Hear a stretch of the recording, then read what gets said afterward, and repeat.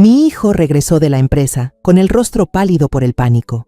«Mamá, ya no podemos seguir en esta casa. Tenemos que mudarnos ya». Desconcertada, le pregunté, «¿Qué pasa?». «No tenemos mucho tiempo para explicar». 30 minutos después, mi nuera llamó insistentemente. «No le contestes». Resulta que en el sótano de mi casa, pero antes de continuar, comprueba si ya te has suscrito al canal y comparte en los comentarios desde dónde estás viendo nuestro video. Nos encantaría saber hasta dónde llegan nuestras historias de venganza. Me desperté cuando los primeros rayos del amanecer apenas lograban colarse por la rendija de la ventana, tiñendo el dormitorio de un gris plateado y difuso. Era una costumbre ya muy arraigada, una herencia silenciosa que me dejó mi esposo, José. Cuando él vivía, siempre nos despertábamos juntos a esta hora, compartiendo la primera taza de café del día en la quietud de la casa. Ahora, solo quedaba yo con esa quietud, pero la costumbre persistía, como una forma de retener su presencia un poco más. Me levanté de la cama con cuidado, tratando de no hacer ningún ruido que pudiera despertar a mis hijos y nietos. La vieja escalera de madera crujía suavemente bajo cada uno de mis pasos, un sonido tan familiar como el susurro de los recuerdos. Al llegar a la cocina, encendí la cafetera eléctrica, y su zumbido fue llenando el silencio. Abrí el bote de café, y el aroma intenso y profundo de los granos recién molidos inundó mis fosas nasales, una fragancia con un extraño poder calmante. Para mí, la mañana solo comenzaba de verdad cuando este olor se esparcía por la pequeña cocina como el aliento mismo de la casa. ¡Abuela!». Una voz clara como el tintineo de una campana interrumpió mis pensamientos. Mi nieta, Sofía, había bajado corriendo en algún momento. Su cabello castaño avellana estaba un poco alborotado, sus grandes ojos redondos todavía somnolientos, pero su sonrisa ya brillaba como el sol de la mañana. Se arrojó a mis brazos, rodeando mi cadera con sus pequeños brazos. «Mira, abuela, el dibujo que hice anoche». Me mostró una hoja de papel, en la que había trazos torpes pero llenos de color, propios de una niña de 8 años. Me reconocí de inmediato con mi cabello canoso, que ella había pintado de un blanco puro, y a su lado, su padre, Manuel, alto y fuerte. Junto a Manuel estaba Isabela, su madrastra, con un bonito vestido azul. Y arriba de todo, flotando entre nubes rosadas, había el dibujo de un ángel con alas blancas y una aureola dorada y resplandeciente. «Esta es mi mamá Lucía», dijo Sofía, señalando al ángel con un susurro lleno de orgullo. «Nos está mirando desde el cielo, abuela». Sonreí, sintiendo una punzada de dulce tristeza en el corazón. Le acaricié la cabeza y le di un beso en su frente inocente. «Es hermoso, mi amor. Seguro que a mamá Lucía le encantaría». El amor que sentía por su madre fallecida y su aceptación hacia su madrastra siempre me reconfortaban el corazón. Quizás Dios había compensado a mi familia con una nuera tan buena como Isabela. Empecé a preparar el desayuno, algo sencillo pero siempre hecho con todo mi amor. Pan tostado con mantequilla y huevos estrellados. Sofía se sentó a la mesa, balanceando sus pequeños pies en el aire, mientras parloteaba sobre su próximo examen de matemáticas. Ella siempre era una fuente inagotable de energía que iluminaba toda la casa con su inocencia. Justo en ese momento, Isabela bajó las escaleras. Ella siempre era así, perfectamente arreglada y pulcra, incluso a primera hora de la mañana. Hoy llevaba un elegante vestido de lino color crema, con su cabello negro recogido en un moño bajo que dejaba al descubierto su esbelto cuello. Me sonrió con dulzura, una sonrisa impecable. «¿Durmió bien, mamá?» «Dormí bien. Siéntate, el desayuno ya casi está listo». Isabela no se sentó de inmediato. Entró en la cocina con andares gráciles y ligeros. «Déjeme ayudarla con algo». Abrió el refrigerador, sacó unas naranjas jugosas y empezó a exprimir un jugo para Sofía. La observé, agradeciendo en silencio a la vida. Desde que se había convertido en mi nuera, Isabela siempre había demostrado ser una madrastra perfecta. Cuidaba de Sofía con esmero, le enseñaba con paciencia y nunca le levantaba la voz ni mostraba favoritismo. El amor que le profesaba a Sofía era tan genuino que a veces yo misma olvidaba que no era su madre biológica. Aquí tienes tu jugo, princesita, dijo Isabela con voz dulce, colocando el vaso frente a Sofía. Cuando la niña estiró el brazo, la ancha manga de lino se le subió sin querer, revelando parte de su blanca muñeca. Y fue entonces cuando mis ojos captaron algo extraño. En su muñeca tenía una quemadura de aspecto muy peculiar. No parecía una quemadura de aceite o agua hirviendo. Era de un color rojo violáceo, y la piel de esa zona parecía ligeramente corroída, formando una mancha oscura e irregular. Una imagen inusual, fuera de lugar en su piel perfecta. La preocupación de una madre se apoderó de mí y solté la pregunta. ¿Qué te pasó en la mano, Isabela? Mi pregunta pareció sobresaltarla. Retiró la mano rápidamente, bajándose la manga con prisa y forzando una sonrisa. Ah, no es nada, mamá. Seguramente es una alergia al nuevo detergente. Se me olvidó ponerme guantes. La respuesta parecía lógica, pero su actitud nerviosa me dejó una ligera inquietud. Después de desayunar, Isabela llevó a Sofía al coche para llevarla a la escuela, como de costumbre. Antes de irse, me recordó que no olvidara tomar mi medicamento para la presión. Me quedé en la puerta, viendo cómo el coche desaparecía al final de la calle. La casa se quedó en silencio. Empecé con mis tareas de limpieza diarias. Di una vuelta para recoger los platos, limpié la mesa de la cocina de las migas de pan y llevé la cesta de la ropa sucia al cuarto de lavado. El suave olor a suavizante siempre me hacía sentir bien. Empecé a clasificar la ropa, la blanca por un lado, la de color por otro, una tarea repetitiva pero que me daba una sensación de orden y control. Al coger los jeans que Isabela había usado el día anterior, por costumbre, metí la mano en los bolsillos para comprobar si había algo. José había estropeado incontables documentos importantes por su despiste. Mis dedos tocaron un trozo de papel arrugado, duro y crujiente. Seguramente una factura del supermercado o alguna nota, pensé.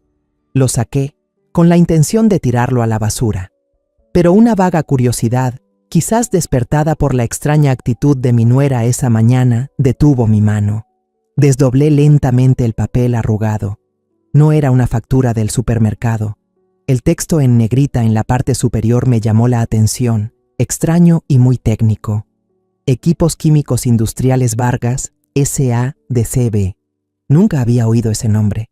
Fruncí ligeramente el ceño. Isabela trabajaba en marketing. Su trabajo tenía que ver con campañas de publicidad y cifras en informes. ¿Qué tenía que ver con productos químicos industriales? Entrecerré los ojos tratando de leer las letras más pequeñas de abajo, que enumeraban una lista de artículos. Eran todos nombres extraños, que sonaban complicados y alarmantes. Bomba dosificadora de diafragma electromagnética, válvula de control con temporizador digital, tanque de polietileno de 50 litros. Y, por último, una línea larguísima, el nombre de algún producto químico que no podía ni pronunciar, lleno de caracteres y números secos. Pero lo que más me dejó atónita fue la cifra del total. Era una cantidad muy grande, suficiente para comprar una buena scooter, no un par de cosas sin importancia. Mi corazón empezó a latir un poco más rápido. Una sensación de malestar sin nombre se apoderó de mí. ¿Para qué compró estas cosas? ¿Para arreglar las tuberías de la casa? Imposible. ¿Para algún proyecto de su empresa? Pero, ¿por qué nunca nos lo había contado? Isabela solía ser muy abierta, especialmente con Manuel. La confusión se convirtió en una verdadera preocupación. La extraña quemadura en su mano y ahora esta factura. Algo no cuadraba. No quería sacar conclusiones precipitadas y mucho menos sospechar de mi nuera. Quizás era solo un malentendido. Lo mejor era preguntarle a Manuel. Él era su esposo, seguro que sabría algo. Con la factura en la mano, volví a la sala y con manos temblorosas marqué el número de mi hijo. El teléfono sonó durante un buen rato. Cada bip, bip, se clavaba en mi impaciencia. Finalmente, Manuel contestó. «Diga, mamá, ¿pasa algo?» Su voz sonaba un poco lejana, mezclada con el tecleo de un teclado. Seguramente estaba ocupado en la oficina. Intenté que mi voz sonara normal. No quería preocuparlo. «Manuel, no es nada importante. Solo quería preguntar, ¿Isabela está trabajando en algún proyecto nuevo últimamente? ¿Algún proyecto especial? Al otro lado de la línea se oyó una risita. Proyectos siempre tiene, mamá. Con el fin de año, su empresa está hasta arriba de trabajo. Seguro compró algo para la oficina. No te preocupes. La respuesta de Manuel era lógica, pero no disipaba la nube de duda en mi mente. Respiré hondo y decidí preguntar directamente. Es que he visto que compró unas cosas muy raras. No parecen material de oficina normal. Miré la factura y leí en voz alta el nombre de algunos de los equipos. Algo como bomba dosificadora de diafragma electromagnética y una válvula de control con temporizador digital. No entiendo para qué sirven. Un silencio repentino se hizo al otro lado de la línea. El tecleo del teclado cesó en seco. Incluso oí un claro crujido, como si Manuel se hubiera levantado de golpe de su silla, haciendo que rozara con el suelo. El silencio duró solo unos segundos, pero para mí fue una eternidad. Fue pesado y premonitorio. Entonces, la voz de Manuel sonó completamente transformada. Ya no había calma ni ajetreo, sino una tensión y una urgencia inusuales. Mamá, ¿qué acabas de leer? ¿Puedes leerme de nuevo el nombre de la tienda en la factura? Es Equipos Químicos Industriales Vargas, S.A.D.C.B. Hijo, respondí, con el corazón encogido. Tras una breve y aterradora pausa, Manuel casi gritó al teléfono, con la voz quebrada por el pánico. «Mamá, ¿dónde estás? Quédate en casa y cierra todas las puertas con llave ahora mismo. La principal, la de atrás, todas. No te muevas de ahí. Voy para allá ahora mismo». «Manuel, ¿qué pasa?» «No preguntes nada. Haz lo que te digo, mamá». Colgó bruscamente antes de que pudiera decir nada más. Me quedé paralizada en medio de la sala, con el teléfono ya en silencio en la mano, mis oídos zumbando con las últimas advertencias de mi hijo. Mi corazón latía en mi pecho como un tambor de guerra. El silencio familiar de la casa de repente se volvió sofocante, pesado, como si el aire a mi alrededor se hubiera vuelto denso. Y entonces, en medio de esa quietud espeluznante, lo oí. Un zumbido muy suave, un sonido constante y mecánico, que venía de la puerta que llevaba al sótano. Un sonido que probablemente siempre había estado ahí, pero al que nunca le había prestado atención. Ahora, en este silencio mortal, se oía más claro y aterrador que nunca. Me quedé petrificada en medio de la sala. El teléfono se me resbaló de la mano inerte y cayó sobre la alfombra gruesa sin hacer ruido. La advertencia de Manuel todavía resonaba en mis oídos, aguda y llena de pánico, ahogando cualquier otro sonido, excepto uno. El zumbido del sótano. Ahora que el silencio se había vuelto denso, ese sonido parecía cada vez más claro, más fuerte, como un insecto mecánico gigante respirando su vida insensible. No era ruidoso, pero era persistente, un sonido mecánico y frío, completamente ajeno a los ruidos familiares de esta casa. Antes, quizás se había perdido entre el sonido de la televisión, las risas, el traqueteo de las ollas. Pero ahora, era el único sonido y me aterrorizaba. Un impulso irresistible, una mezcla de miedo y curiosidad, arrastró mis pies hacia la puerta de roble que llevaba al sótano. Puse la mano en el pomo de metal. Estaba helado y el frío que me recorrió la piel me hizo estremecer. Intenté girarlo. No se movió. La puerta estaba cerrada con llave. Me quedé rígida. Esta puerta nunca se cerraba con llave. Recordaba perfectamente las palabras de José. Siempre decía que el sótano debía estar ventilado, que el aire debía circular, que nunca debía cerrarse con llave. Era una de las reglas no escritas de la casa. ¿Quién la había cerrado? ¿Y por qué? Un escalofrío me recorrió la espalda. Presa del pánico, recogí el teléfono e intenté volver a llamar a Manuel. Pero fue inútil. El teléfono de mi hijo solo sonaba en vano en algún espacio vacío antes de pasar al buzón de voz. El número que usted marcó. La voz automática e insensible sonó como una burla. Estaba completamente incomunicada, sola en mi propia casa, con una amenaza invisible que se hacía cada vez más evidente. Las palabras de Manuel volvieron a mi mente. Cierra todas las puertas con llave. El miedo finalmente venció a mi estupor. Fue como una descarga eléctrica que obligó a mi cuerpo a actuar. Corrí hacia la puerta principal y con manos temblorosas puse el cerrojo. El clac seco de la barra de metal sonó pesado. Corrí a la puerta trasera que daba al jardín y la cerré con fuerza. Luego, di una vuelta por el primer piso, cerrando y echando el cerrojo a todas las ventanas, convirtiendo la casa en una fortaleza inexpugnable desde el exterior, pero también en una jaula que me aprisionaba. Justo cuando estaba echando el último cerrojo de la ventana de la cocina, un sonido agudo desde el exterior rompió el silencio. El chirrido de un coche frenando bruscamente justo delante de la puerta. El sonido de los neumáticos sobre el asfalto sonó como un grito de dolor. El corazón me dio un vuelco. ¿Quién era? Corrí a la puerta principal y contuve la respiración para mirar por la mirilla. Era Manuel, pero no era el hijo tranquilo y sereno que yo conocía. Se tambaleó al salir del coche, sin siquiera molestarse en cerrar la puerta. Su rostro estaba pálido como el papel, el pelo revuelto, la corbata torcida. Buscó las llaves en su bolsillo, pero sus manos temblorosas lo traicionaron. El manojo de llaves cayó al suelo con un estruendo. Soltó una palabrota y se agachó a recogerlas, con un aspecto de pánico lamentable. La cerradura traqueteó. La puerta principal se abrió de golpe. Manuel entró en la casa como un huracán.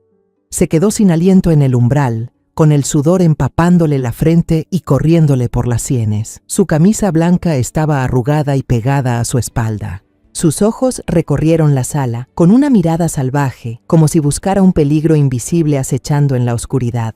Cuando sus ojos se posaron en mí, soltó un suspiro de alivio, con el pecho subiendo y bajando violentamente. Y entonces gritó, con la voz quebrada por el miedo y el agotamiento: «Mamá, ya no podemos seguir en esta casa. Tenemos que mudarnos ya».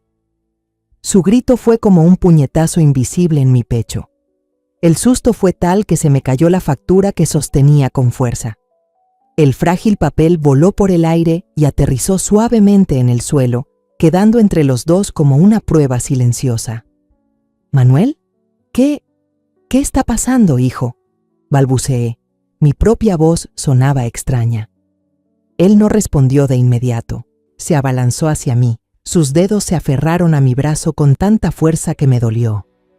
«No hay tiempo para explicar, mamá. Ven conmigo, ahora mismo».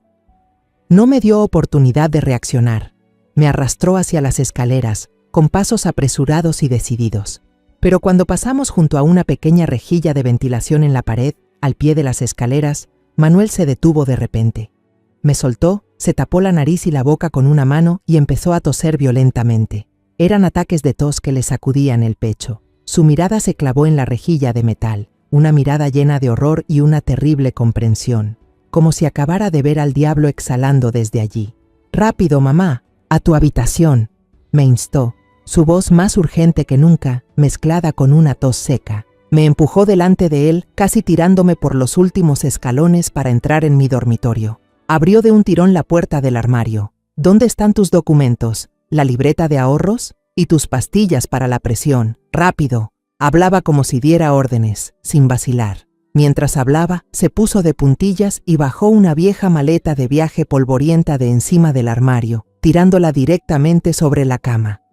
El polvo voló por todas partes. La escena pacífica de la mañana se había desvanecido por completo, dejando solo el caos y un miedo atroz que me oprimía el corazón. Me quedé paralizada, aturdida como si alguien me hubiera dado un fuerte golpe en la cabeza. La escena ante mí era como una película caótica a cámara lenta. Mi hijo, Manuel, el hombre adulto, el pilar de la familia, ahora estaba metiendo cosas frenéticamente en la vieja maleta de viaje. Ropa, documentos, incluso mi frasco de pastillas para la presión. Todo era arrojado adentro deprisa, sin orden. El polvo de la vieja maleta se levantó, danzando en el rayo de sol que entraba por la ventana, creando una escena dolorosamente surrealista. Mi mente no podía procesar esta realidad. Hacía solo una hora, estaba preparando café, sonriendo al dibujo de Sofía. Hace una hora, mi mundo todavía estaba intacto. «Manuel», para un momento. Me acerqué, agarrando su brazo que no dejaba de moverse. Necesitaba una explicación. No podía simplemente dejarme arrastrar por este torbellino de pánico. Tienes que decirme qué está pasando. ¿Es todo por esa factura? Manuel no dejó de hacer la maleta, pero asintió repetidamente. Su respiración era agitada y entrecortada. Sí, mamá, esa factura. Llevo semanas notando que algo no va bien. Mis dolores de cabeza, tú toses más. Así que instalé una pequeña cámara a escondidas, en el sótano. Se detuvo un segundo y me miró directamente a los ojos. En los ojos de mi hijo vi una mezcla de ira, miedo y un dolor indescriptible, el dolor de la traición. Su voz tembló, casi rompiéndose en un sollozo. Mamá, es Isabela. Ese nombre, pronunciado en estas circunstancias, sonaba como una maldición. Ella instaló una máquina ahí abajo, un sistema complejo. Mamá, tragó saliva. Sus ojos contenían una verdad aterradora. Creo que nos está envenenando a todos, lentamente. Un poco cada día, a través del sistema de ventilación. Cada palabra de Manuel fue como un martillazo en mi mente. Me dio vueltas la cabeza, la habitación se tambaleaba. ¿Isabela? ¿Mi dulce y atenta nuera? No, imposible. Ella cuidaba de Sofía, le exprimía jugo de naranja, me recordaba que tomara mis medicinas todos los días. La imagen de una nuera devota, una madrastra dedicada en la que siempre había confiado, se estaba haciendo añicos. Era seguramente un terrible error. Justo en ese momento, en medio del tenso silencio de la habitación, sonó un tono de llamada familiar, la melodía alegre y clara de la canción favorita de Sofía. Era mi teléfono, que estaba en la mesita de noche. Miré la pantalla iluminada. El nombre Isabela aparecía claramente. Junto a él, su foto de perfil. Sonreía radiante, abrazando a Sofía en su viaje al parque la semana pasada. Esa sonrisa, esa mirada, ¿cómo podían pertenecer a una asesina? Por un acto reflejo, me acerqué, con la intención de contestar. Quizás todo era un malentendido. Quizás llamaría y lo explicaría todo. Necesitaba oír su voz. Necesitaba creer que mi hijo estaba equivocado. ¡No! Manuel soltó un grito desgarrador, un grito lleno de desesperación. Se abalanzó como un tigre, arrebatándome el teléfono de la mano justo antes de que mi dedo tocara la pantalla. «No le contestes, bajo ningún concepto». Me miró con una determinación aterradora. El teléfono seguía sonando en su mano, como la llamada del diablo. Pero quizás solo quiere saber cómo estamos. Protesté débilmente con la voz quebrada. Una parte de mí todavía se aferraba obstinadamente a la buena imagen de Isabela. «No, mamá». Manuel negó con la cabeza, su pelo revuelto. «No lo entiendes. No llama para preguntar cómo estamos. Si contestas, sabrá que la hemos descubierto. Con que digas una sola palabra fuera de lo normal, lo sabrá. Te preguntará dónde estás. Se inventará alguna excusa para mantenernos aquí hasta que sea demasiado tarde. No podemos dejar que lo sepa». Miré fijamente el rostro aterrorizado de mi hijo. Luego, mi mirada cayó inconscientemente sobre la foto sonriente de Isabela en la pantalla del teléfono. De repente, todo pasó como una película rápida en mi cabeza. La quemadura química de color rojo violáceo en su muñeca. Su actitud nerviosa y forzada cuando le pregunté. La puerta del sótano cerrada con llave de forma inusual. El zumbido constante e insensible de alguna máquina. La tos violenta de Manuel al pasar por la rejilla de ventilación. Todas las piezas sueltas y sin sentido de repente encajaron, formando una imagen completa y espeluznante. Sentí la garganta seca. Un mareo me invadió, obligándome a apoyarme en el borde de la cama. ¿Sería posible que toda esa dulzura y preocupación fuera solo una obra de teatro cuidadosamente calculada? Manuel no esperó mi respuesta. No me dio ni un segundo más para hundirme en esa horrible verdad. Con un movimiento decidido, pulsó el botón rojo de colgar. La alegre melodía se silenció, devolviendo a la habitación su silencio mortal. Inmediatamente después, mantuvo pulsado el botón de encendido y la pantalla de mi teléfono se apagó. «El mío también lo apagaré. No podemos dejar que rastree nuestra ubicación», dijo, con la voz un poco más calmada, pero aún sin ocultar la urgencia. Volvió a la maleta y cerró la cremallera con fuerza. El sonido de la cremallera fue como una línea divisoria, cerrando nuestra antigua vida. Listo. Tenemos que irnos. Manuel me tomó firmemente de la mano, sacándome del dormitorio con una urgencia que no admitía demoras. Vamos, mamá, al coche ya.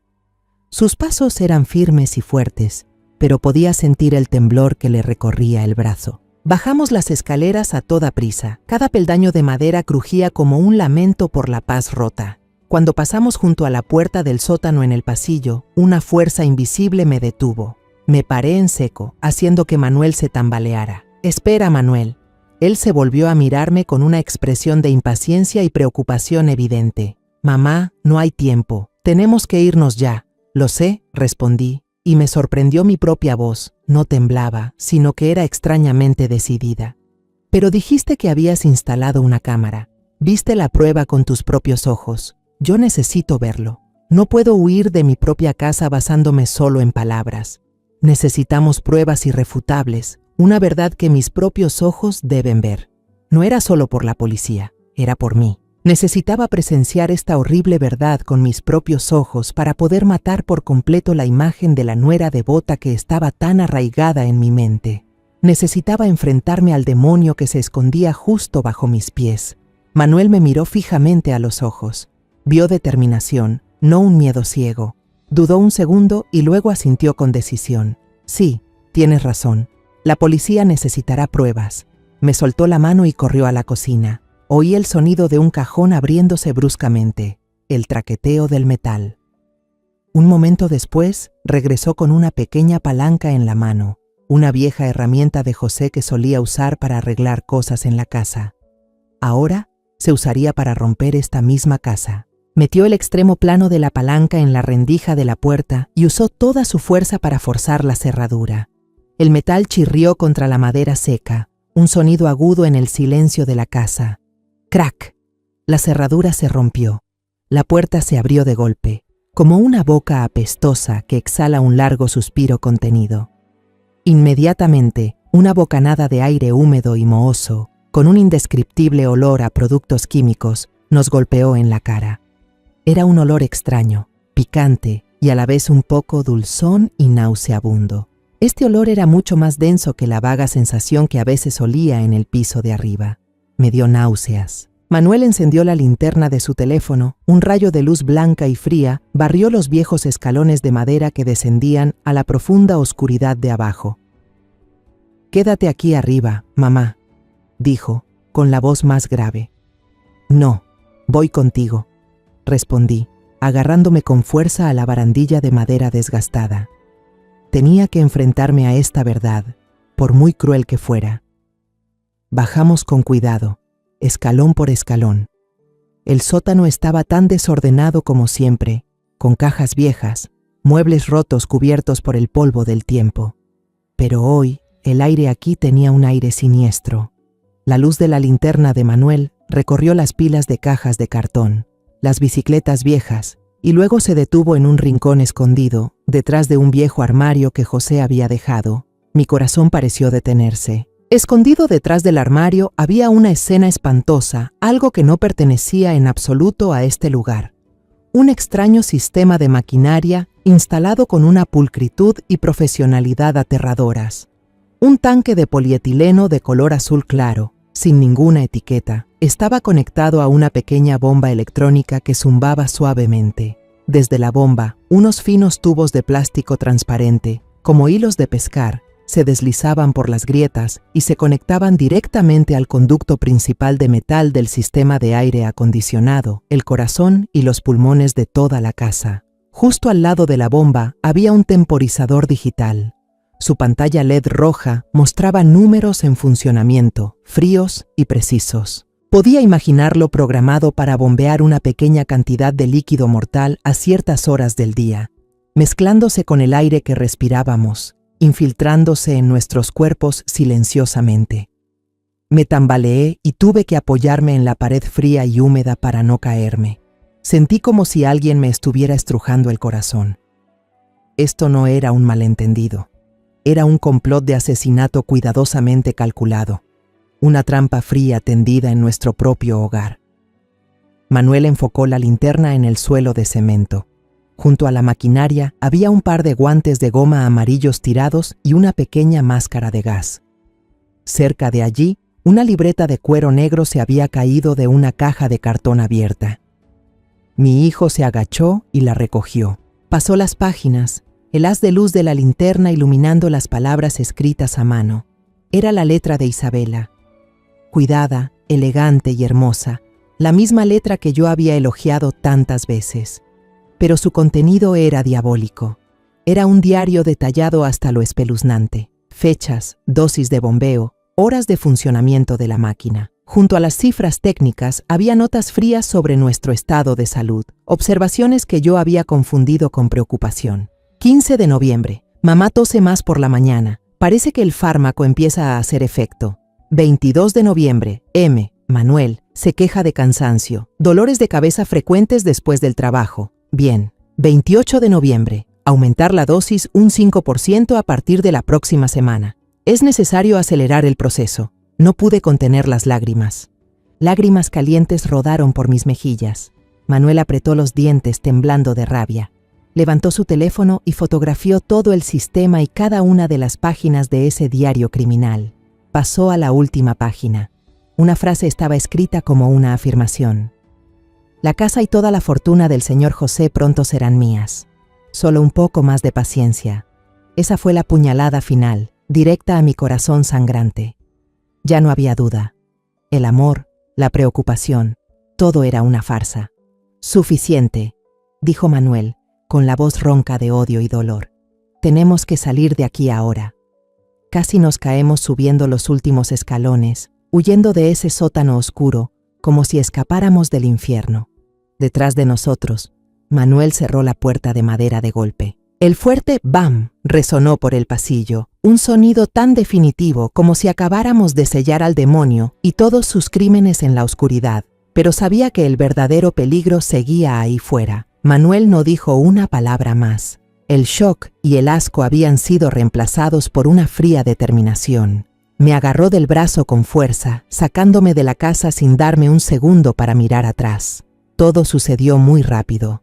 Abrió la puerta del coche, me empujó al asiento del copiloto y luego arrojó la maleta de viaje bruscamente en el asiento trasero. Inmediatamente después, saltó al asiento del conductor, metió la llave y arrancó el motor. El coche rugió con furia y salió disparado de la pequeña calle, dejando atrás nuestro hogar, que ahora se había convertido en una fría escena del crimen. Todavía temblaba, acurrucada en el asiento.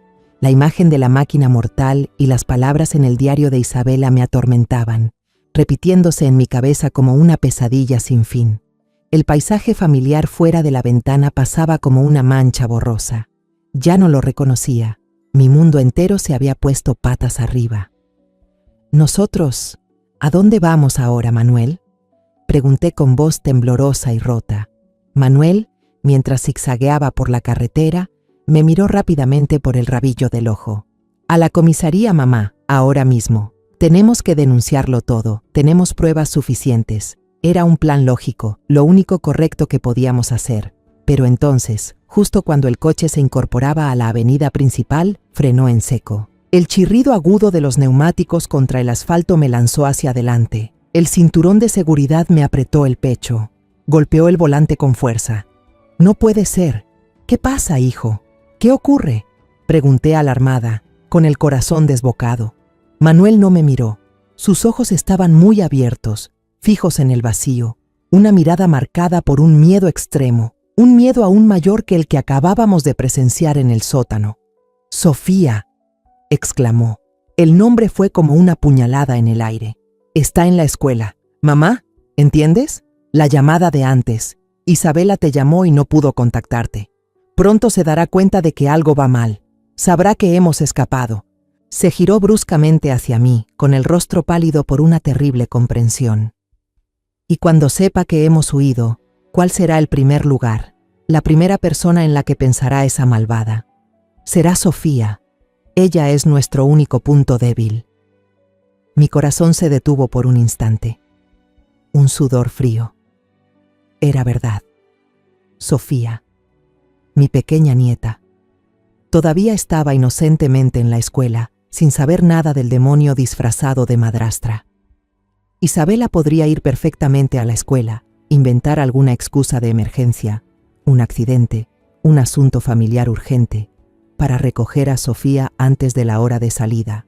La escuela le creería, y entonces tomaría a mi nieta como rehén. Ese pensamiento era más aterrador que la muerte. ¡A la escuela!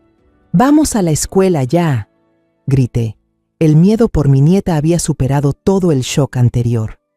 Manuel no necesitó que dijera más. Giró bruscamente el volante. El coche dio una vuelta cerrada en la carretera y los neumáticos volvieron a chirriar. Aceleró, el motor rugió y el coche salió disparado como una flecha hacia la escuela primaria Benito Juárez. «Mamá, coge mi teléfono del bolsillo de la chaqueta», ordenó, sin apartar la vista de la concurrida carretera. Su voz ahora era fría y concentrada. «Llama al 911, ahora mismo». Temblorosa, metí la mano en el bolsillo de su chaqueta y saqué el teléfono. Nunca en mi vida había tenido que llamar a emergencias. La pantalla se iluminó. Respiré hondo para calmarme y marqué los 3 números fatídicos. Una voz de mujer, tranquila y profesional, sonó al otro lado. 911. ¿Cuál es su emergencia? Intenté que mi voz no se quebrara y le conté todo de la forma más breve y clara posible, aunque sentía el pecho oprimido. Soy María Gómez. Yo sospecho que mi nuera está intentando asesinarnos, con gas venenoso en nuestra casa. La dirección es... Le di la dirección de casa, con voz apresurada. La operadora al otro lado tecleaba en su teclado. El sonido rítmico contrastaba brutalmente con el caos de nuestro coche. Pero eso no es lo más importante ahora, continué, con la voz llena de pánico, casi suplicante. Lo más importante es mi nieta, Sofía Gómez, de 8 años. Está en la escuela primaria Benito Juárez. Tememos que vaya para allá, que la secuestre. Por favor, vayan allí ahora. Por favor. Señora, cálmese. ¿Puede describir a la sospechosa? Su voz seguía siendo tranquila, tratando de calmarme. Describí a Isabela, desde su ropa hasta su complexión y el tipo de coche que conducía. Manuel, a mi lado, con la vista fija en la carretera, añadió el número de la matrícula que recordaba. Hemos enviado una unidad a la dirección de su casa y otra a la escuela de la niña. Por favor, manténgase en la línea y conduzcan a un lugar seguro, dijo la operadora. No, no podemos ir a un lugar seguro, dijo Manuel en voz alta para que la operadora lo oyera, con la voz tensa. Vamos de camino a la escuela. Tenemos que llegar antes que ella. Seguía sujetando el teléfono con fuerza contra mi oreja. A través del teléfono pude oír las sirenas que empezaban a sonar en algún lugar lejano de la ciudad. Ese sonido era a la vez una esperanza y la señal de una persecución angustiosa. La carrera por la vida de mi nieta había comenzado de verdad. Días después, cuando todo había terminado, a través del relato tranquilo y monótono del inspector, se fue dibujando otra imagen de aquella fatídica tarde, una que se desarrollaba en paralelo a nuestra desesperada huida y de la que éramos víctimas sin saberlo. El inspector contó que, en el mismo momento en que Manuel y yo estábamos paralizados en el sótano, Isabela estaba sentada en una cafetería de lujo en Polanco.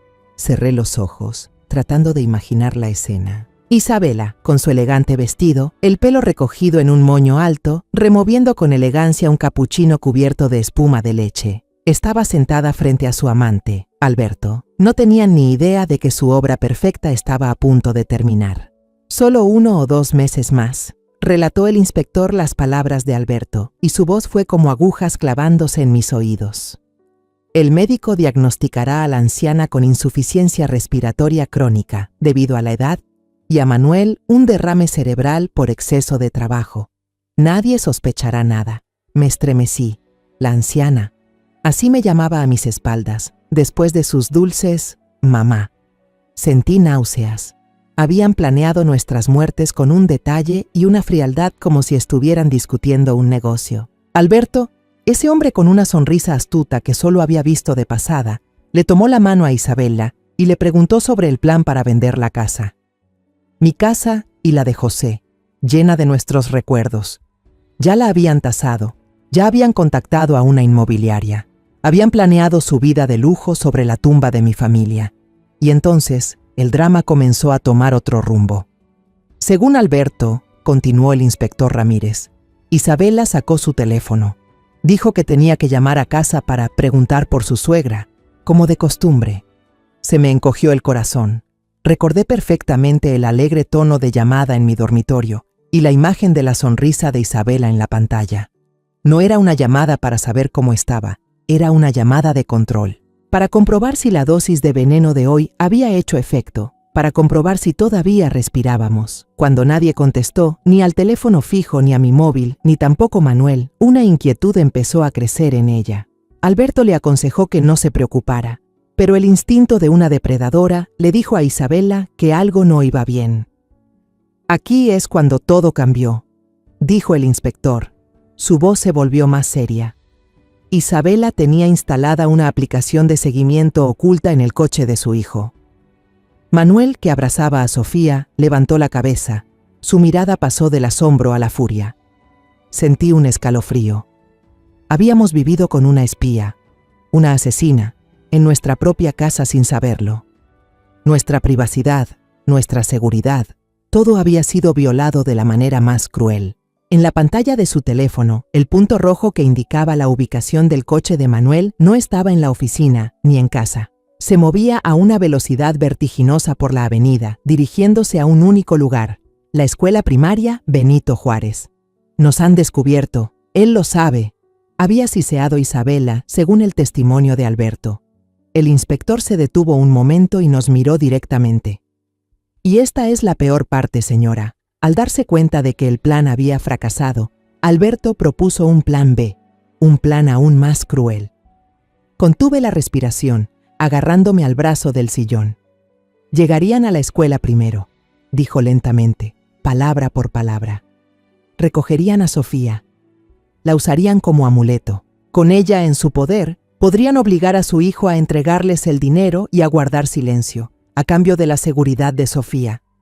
Al oír esto, no pude más. Un sollozo ahogado escapó de mi garganta. Manuel abrazó a su hija con más fuerza.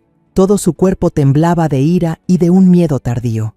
Mi Sofía, mi angelito, casi se convierte en rehén en manos de gente desalmada. El inspector contó que tiraron el dinero sobre la mesa, salieron corriendo de la cafetería y se marcharon a toda velocidad en el deportivo de Alberto. El coche de Manuel avanzaba como una bestia herida, rugiendo y enloquecido. Todo fuera de la ventana no era más que manchas de color. Me agarré con fuerza al asidero de la puerta, los nudillos blancos, mi corazón latiendo desbocado en mi pecho como un pájaro enjaulado. Cada latido era un eco del nombre Sofía en mi mente. Estamos en la avenida Insurgentes, llegando al cruce con Reforma, dijo Manuel en voz alta al teléfono que yo seguía apretando contra mi oreja. Estaba informando de nuestra posición a la operadora del 911. La voz tranquila de la mujer al otro lado seguía sonando rítmicamente, preguntando por la situación y asegurando que las unidades de policía estaban en camino. Pero para mí, cada segundo que pasaba era una eternidad. La policía estaba en alguna parte, pero Isabela y su amante podrían estar ya cerca. Justo en ese momento, como para burlarse de nuestra desesperación, un mar de luces de freno rojas se encendió delante. Nos encontramos con una larga fila de coches atascados. El semáforo del gran cruce de delante acababa de ponerse en rojo. «¡Maldita sea!», gruñó Manuel, golpeando el volante con un gesto de impotencia. «¡Vamos! ¡Vamos!». Miré el reloj del salpicadero. El minutero se acercaba lentamente a la hora fatídica. Se acercaba la hora de salida de la escuela. Solo quedaban unos pocos minutos. Podía imaginar la escena, el timbre sonando, la puerta de la escuela abriéndose y los niños saliendo en tropel como una bandada de pájaros. Mi Sofía estaría allí, con su coleta balanceándose, una sonrisa inocente en su rostro, sin saber que el lobo con piel de cordero la acechaba para atraparla. Una fría desesperación se apoderó de mí. Cerré los ojos y, en la oscuridad de mi mente, La imagen de Lucía, la difunta esposa de Manuel, apareció con claridad. Sonreía, una sonrisa dulce y confiada, exactamente igual que la de Sofía. Recordé la promesa que le hice en su lecho de muerte, justo antes de que se fuera. Le prometí que siempre cuidaría y protegería a Sofía, que la amaría en su lugar.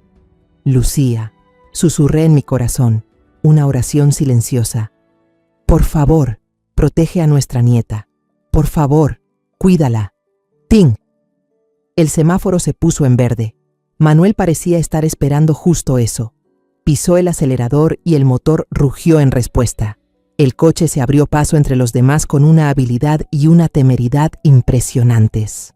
Podía oír los bocinazos enfadados de otros conductores, pero no teníamos cabeza para ellos. Cuando giramos en la pequeña calle que llevaba a la escuela, sentí que el corazón se me salía del pecho. El ambiente aquí era más tranquilo, con hileras de árboles verdes a ambos lados de la carretera. Pero esa paz solo hacía que nuestra persecución fuera más urgente. Y entonces lo vi. A unas 2 manzanas, en un cruce paralelo que cortaba nuestra calle, vislumbré un familiar coche deportivo plateado. Brillaba bajo el sol, una belleza ostentosa pero mortal. Manuel, allí, señalé, con la voz quebrada. El coche de Alberto. Manuel también lo vio. El terror se reflejó en su rostro. Sus ojos se abrieron de par en par, inyectados en sangre. Tomaron un atajo. Maldita sea, están más cerca que nosotros. La carrera ya no era una fantasía ni una advertencia telefónica. Se estaba desarrollando ante nuestros ojos. Una carrera paralela en 2 calles diferentes, con un único destino, la puerta de hierro de la escuela primaria. El coche de Alberto también aceleró. Claramente ellos también nos habían visto. Sabían que íbamos. A Manuel ya no le importaban las normas de tráfico. Tocó el claxon sin parar, un sonido agudo y desesperado. Se saltó un semáforo en amarillo a punto de ponerse en rojo en el siguiente cruce, zigzagueando entre los coches que iban en su carril. Algunos conductores enfadados bajaron las ventanillas para insultarnos, pero esas palabras eran como el viento. Podía ver la puerta de la escuela al final de la calle. Se acercaba cada vez más clara. Vi a algunos niños que ya empezaban a salir, puntos de colores alegres en la acera. Se me encogió el corazón. La hora de salida. El coche de Alberto también estaba girando hacia esta calle desde otra dirección. Estaban a solo unas decenas de metros de la puerta. No llegaríamos a tiempo. La distancia era demasiado corta. ¡No llegamos!, exclamé desesperada. Las lágrimas empezaron a brotar. Me sentí completamente derrotada. Habíamos perdido. Justo en ese momento de máxima desesperación, sonó un sonido familiar pero potente. La sirena de la policía. De un pequeño callejón cercano que no habíamos visto, salieron de repente 2 coches de policía. Las luces azules y rojas parpadeaban frenéticamente. La sirena rasgaba el silencio. No nos perseguían a nosotros. Se interpusieron justo delante del coche de Alberto. El chirrido de los frenos fue ensordecedor y prolongado. Salió humo de los neumáticos. El deportivo plateado se vio obligado a detenerse bruscamente, a solo unos pasos de la puerta de la escuela. Manuel aprovechó la oportunidad de oro. Aceleró por última vez. El coche pasó zumbando junto al vehículo bloqueado y se detuvo justo delante de la puerta de la escuela. El motor seguía rugiendo de ira. La carrera había terminado. Habíamos llegado a tiempo. El motor seguía rugiendo de rabia, pero Manuel ni siquiera lo había apagado cuando abrió la puerta de golpe y salió corriendo. El shock y la persecución angustiosa me habían dejado sin fuerzas. Mis piernas se sentían como gelatina. Pero la imagen de la puerta de hierro de la escuela, justo delante de mí, fue como un estímulo, dándome una fuerza que no creía tener. Salí rápidamente del coche, agarrándome a la puerta para mantenerme en pie, mi mente completamente enfocada en un único objetivo: Sofía. Justo en ese momento, un sonido familiar y claro resonó, rompiendo la tensión sofocante. El timbre de salida de la escuela. Rin, rin, rin. La pesada puerta de hierro de la escuela fue abierta lentamente por el conserje. Y entonces, como un río desbordado, los niños salieron en tropel, con sus risas y charlas, las mochilas de todos los colores bailando en sus espaldas. La escena era tan normal, tan pura, un contraste doloroso con la oscura verdad que llevábamos dentro. Mi corazón latía con fuerza mientras mis ojos recorrían el mar de rostros infantiles, tratando de encontrar la pequeña figura familiar de mi nieta. Cada niño que pasaba corriendo me encogía el corazón por un segundo. ¿Dónde estaba? ¿Realmente habíamos llegado a tiempo? Y entonces la vi. Sofía iba de la mano de una amiga, su coleta castaña avellana balanceándose con cada paso. Estaba absorta contando algo, con una gran sonrisa. En el momento en que sus ojos se encontraron con los nuestros, se detuvo un segundo, y luego soltó un grito de alegría que ahogó todos los demás sonidos. ¡Abuela! ¡Papá! Soltó la mano de su amiga y corrió hacia nosotros como una pequeña flecha. Mi mundo en ese momento se redujo a la figura de mi nieta corriendo hacia mí. Manuel se arrodilló sobre una rodilla, abriendo los brazos. Sofía se lanzó a los brazos de su padre como un pequeño torbellino, con tanta fuerza que hizo que Manuel se inclinara hacia atrás. La abrazó con fuerza, hundiendo la cara en su pelo con olor a champú de niños. Pude oír el sollozo ahogado y contenido de mi hijo, un sonido de alivio supremo, del miedo que acababa de disiparse. Me acerqué y abracé a padre e hija, tratando de transmitirles todo mi calor y amor. El calor de la familia nos envolvió, un círculo protector y sólido. En ese breve y precioso momento, sentí como si todo el peligro se hubiera alejado, como si el demonio llamado Isabela nunca hubiera existido. Pero esa paz fue destrozada por un grito agudo, un sonido lleno de ira y desesperación, completamente fuera de lugar en el patio de la escuela. ¡Manuel! Nos giramos al unísono. Isabela había salido del deportivo que la policía había bloqueado. Su rostro, habitualmente hermoso y dulce, estaba ahora desfigurado, rojo y manchado de lágrimas de rabia. La máscara perfecta había caído. El pelo, antes recogido en un moño impecable, ahora tenía algunos mechones sueltos, pegados a su frente sudorosa. Parecía salvaje y peligrosa, como un animal acorralado. «¡Devuélveme a mi hija!», gritó, y empezó a correr hacia nosotros. Algunos otros padres que recogían a sus hijos se giraron sorprendidos, cuchicheando. Alberto también había sido sacado del coche por la policía. Luchaba débilmente, tratando de liberarse de dos agentes corpulentos. «Es solo un malentendido. Vinimos a recoger a nuestra hija. ¿Qué están haciendo?», gritaba, tratando de montar una escena patética ante la multitud.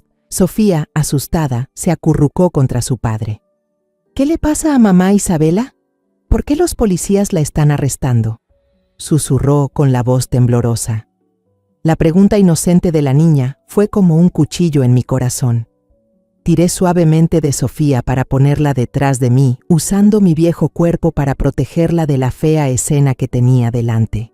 Manuel se irguió, protegiéndonos a las dos. Se enfrentó a la mujer que una vez amó. Sus ojos ahora solo mostraban frialdad y desprecio.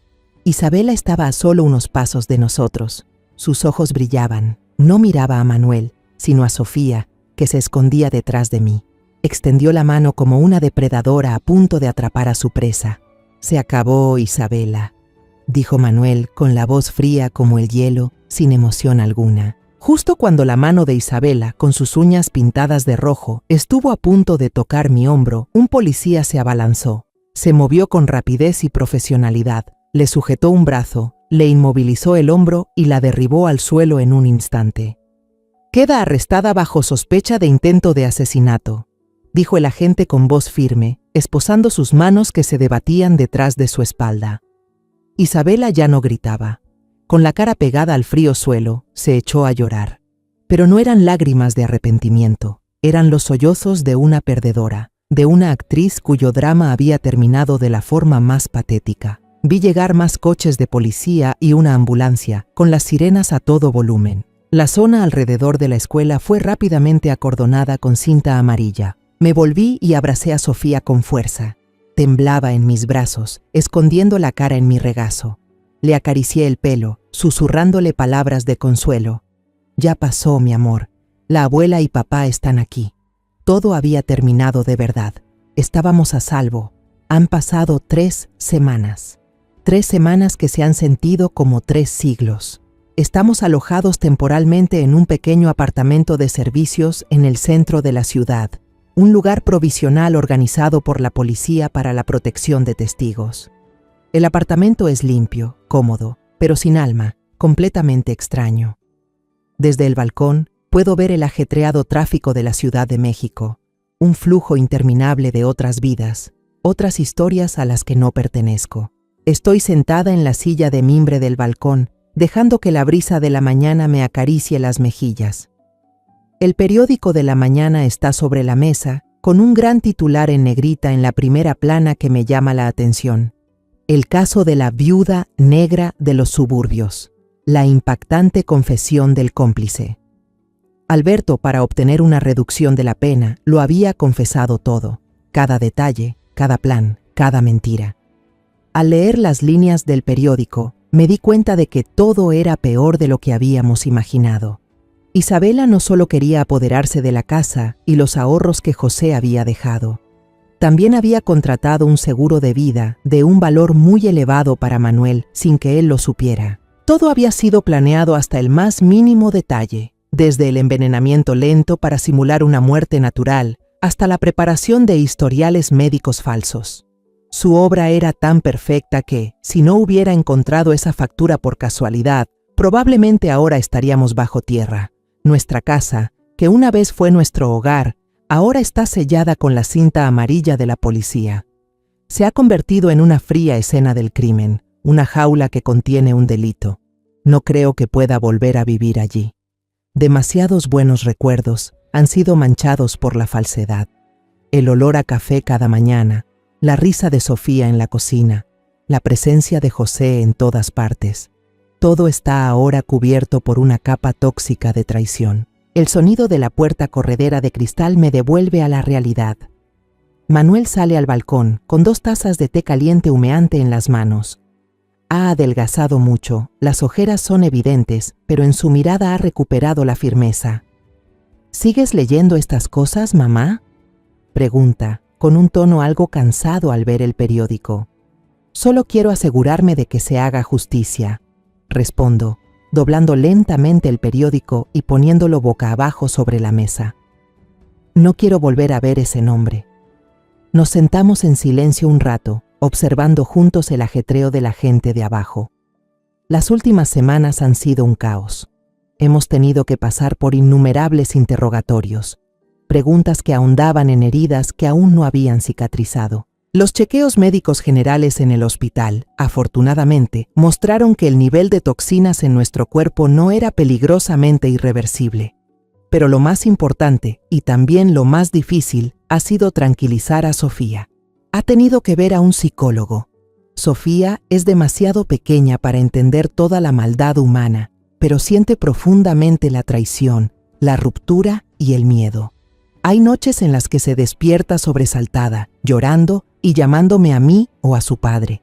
Ya no menciona a mamá Isabela, pero los niños también son muy resistentes. Se está recuperando poco a poco, como un árbol joven después de una tormenta, que aunque tenga algunas ramas rotas, sigue creciendo hacia el sol. He hablado con el abogado, dice Manuel rompiendo el silencio. Dice que podemos iniciar los trámites para vender la casa. Usar ese dinero para empezar de nuevo en otro lugar, un lugar completamente nuevo. Miro a mi hijo. Empezar de nuevo. 2 palabras que suenan tan simples pero que encierran tanta esperanza. Asiento. Es lo mejor. No podemos vivir en el pasado. No podemos dejar que el fantasma del engaño nos atormente para siempre. ¡Abuela! ¡Papá! Sofía sale corriendo al balcón, su coleta balanceándose alegremente.